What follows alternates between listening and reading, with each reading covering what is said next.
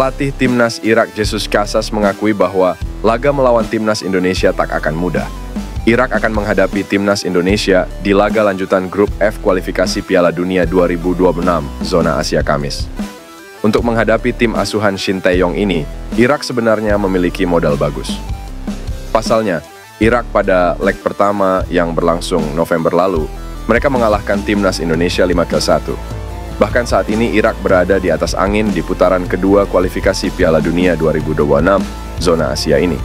Ini karena Irak dipastikan telah lolos ke putaran ketiga setelah menang 4 laga beruntun.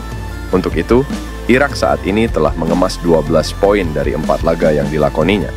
Oleh karena itu, Irak sebenarnya sudah di atas angin pada laga melawan timnas Indonesia ini. Akan tetapi, Jesus Casas tak ingin menganggap mudah lawan skuad Garuda ini. Pelatih asal Spanyol tersebut bahkan menyebut pertandingan melawan timnas Indonesia ini bakal sulit. Menurutnya, Jordi Amat dan kawan-kawan merupakan tim yang kuat. Untuk itu, pertandingan tak akan mudah nantinya. Apalagi timnas Indonesia akan tampil di hadapan ribuan suporternya langsung, sehingga mereka diyakini bakal memiliki semangat lebih besar. Saya pikir besok adalah pertandingan sulit dalam ronde ini, karena saya pikir Indonesia adalah tim yang kuat, ujar Jesus Casas. Shin Tae-yong akan mainkan Jay Itzes di laga krusial timnas Indonesia versus Irak. Sebelumnya, pada Selasa 28 Mei 2024, Shin Tae-yong mengonfirmasi Jay Itzes absen di laga timnas Indonesia versus Irak. Penyebabnya karena kondisi tubuh Jay Itzes takkan dalam kondisi optimal, mengingat baru tiba di Indonesia pada hari ini. Namun, apa yang disampaikan Shin Tae-yong bisa saja sebuah strategi agar Irak lengah. Sebab, sebelumnya Shin Tae-yong mengonfirmasi ada 2 pemain yang absen melawan Tanzania pada Minggu 2 Juni 2024, yakni Jay Itzes dan Justin Hubner. Penyebabnya tentu karena Jay Itzes dan Justin Hubner masih memiliki agenda bersama klub masing-masing. Namun, di luar dugaan, Justin Hubner berangkat ke Indonesia lebih cepat dan tampil di babak kedua laga timnas Indonesia versus Tanzania. Bukan tak mungkin hal yang sama dialami Jay Itzes saat bersua Irak. Jika Jay Itzes dalam kondisi bugar, bek bertinggi 190 cm ini berpotensi turun di babak kedua. Ia dapat menggantikan salah satu dari trio bek tengah yang kemungkinan turun sebagai starter melawan Irak, yakni Rizky Ridho, Jordi Amat, dan Justin Hubner. Satu hal yang pasti, kehadiran pemain sekaliber Jay Itzes sangat dibutuhkan lini belakang timnas Indonesia. Irak dikenal memiliki pemain-pemain yang tak hanya tangguh dalam duel udara, tapi juga mempunyai kecepatan.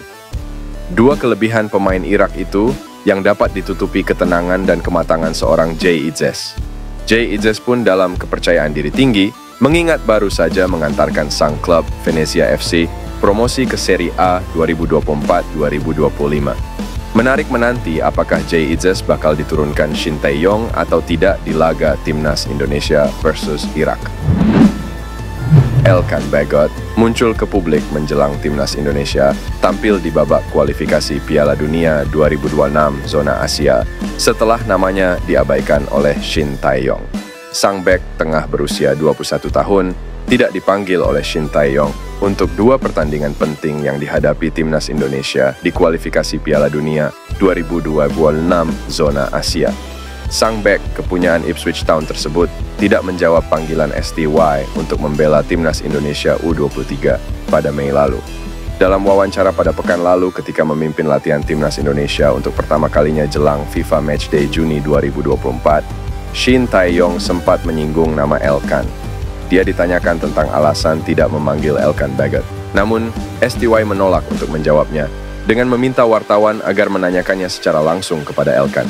Elkan Bagot sendiri masih bungkam hingga kini, namun tetap memberikan update mengenai kehidupannya di media sosial.